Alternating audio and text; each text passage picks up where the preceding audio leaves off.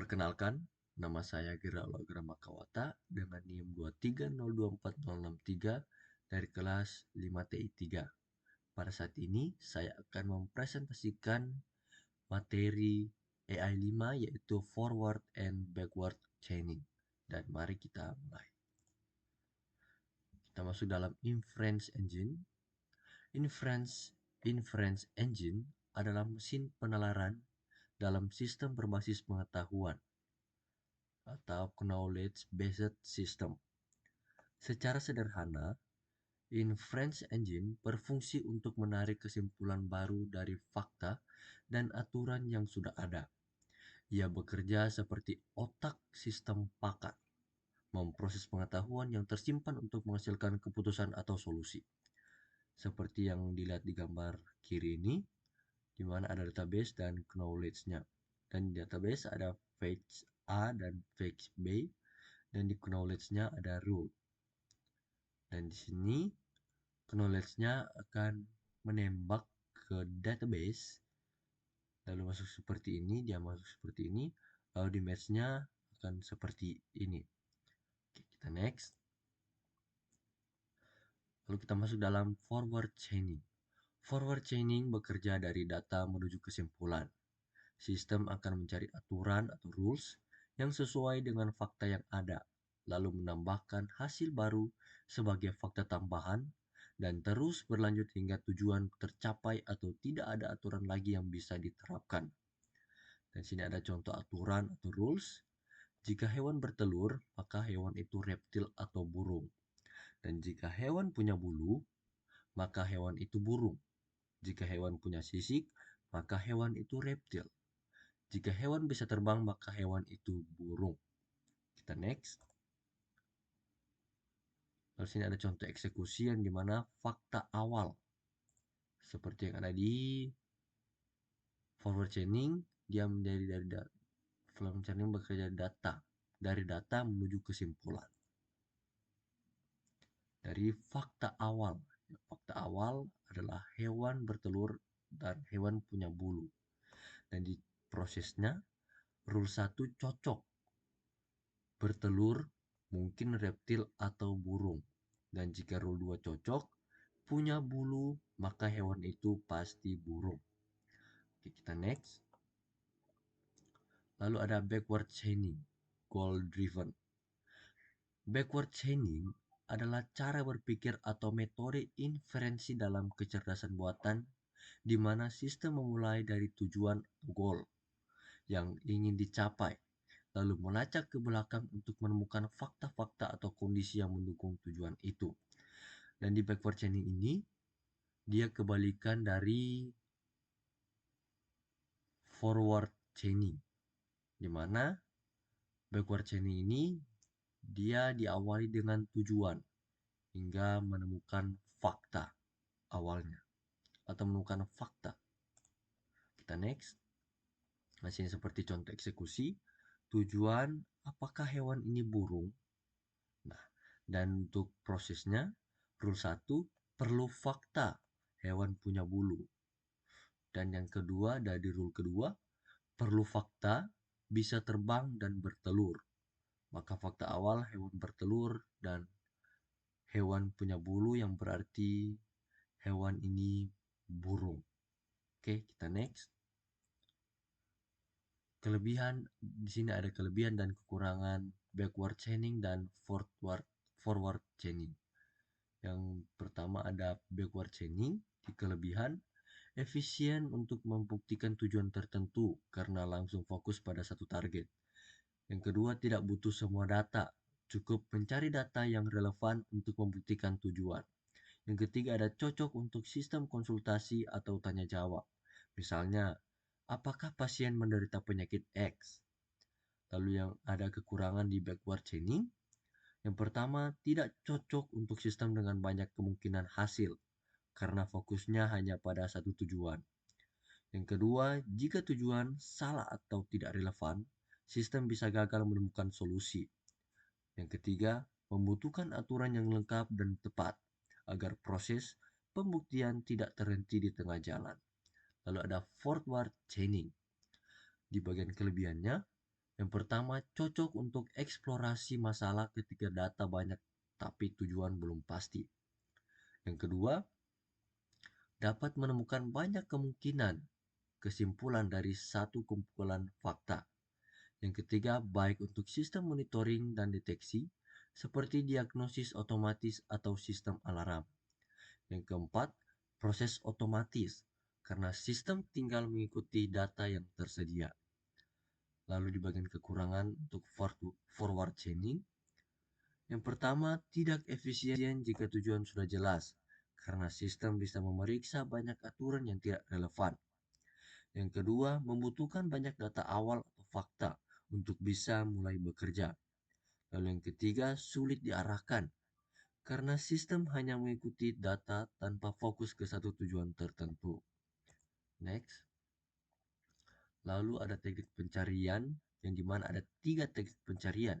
Yang pertama ada depth first search, yang kedua ada breadth first search, yang ketiga ada best first search. Kita next.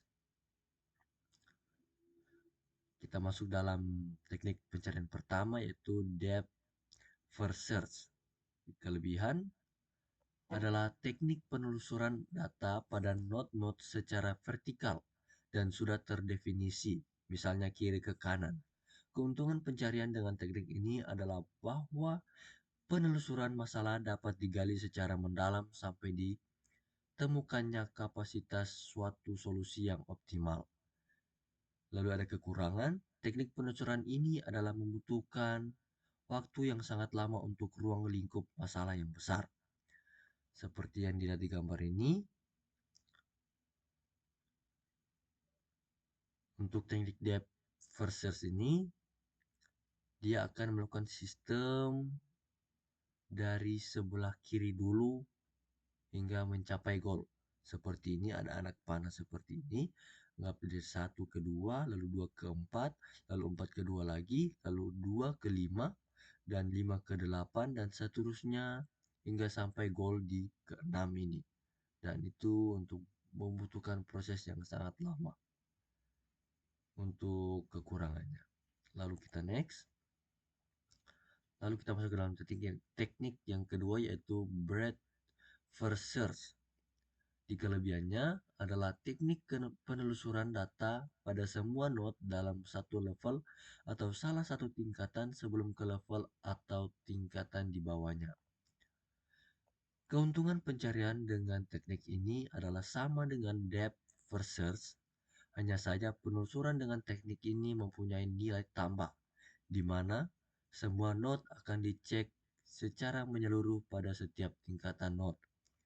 Di kekurangan teknik penelusuran ini terletak pada waktu yang dibutuhkan yang sangat lama apabila solusi berada dalam posisi node terakhir, sehingga menjadi tidak efisien. Kekurangan dalam implementasi juga perlu dipertimbangkan.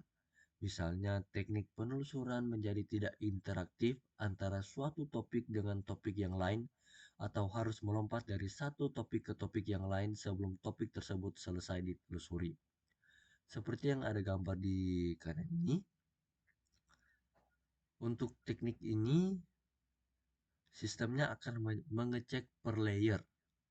Seperti yang ada di saat ini, di layer pertama hanya ada 1, dan di layer yang kedua ada 2 dan 3, dan di layer ketiga ada 4, 5, 6, 7, dan di layer keempat ada 8 dan 9. Dan dia akan mengecek seperti ini dari 1 ke 2, lalu 2 ke 3, lalu 3 ke 4, dan seterusnya seperti ini hingga mencapai goal yang ke-9.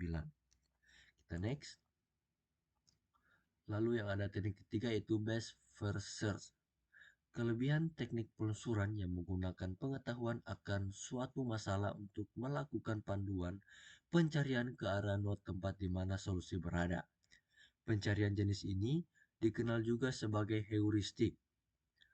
Pendekatan yang dilakukan adalah mencari solusi yang terbaik berdasarkan pengetahuan yang dimiliki sehingga penelusuran dapat ditentukan harus dimulai dari mana dan bagaimana menggunakan proses terbaik untuk mencari solusi.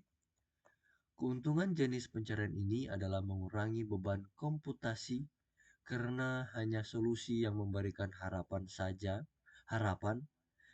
yang diuji dan akan berhenti apabila solusi sudah mendekati yang terbaik. Ini merupakan model yang menyerupai cara manusia mengambil solusi yang dihasilkan merupakan solusi yang mutlak benar. Seperti yang dilihat di gambar seperti ini, mengapa dia hanya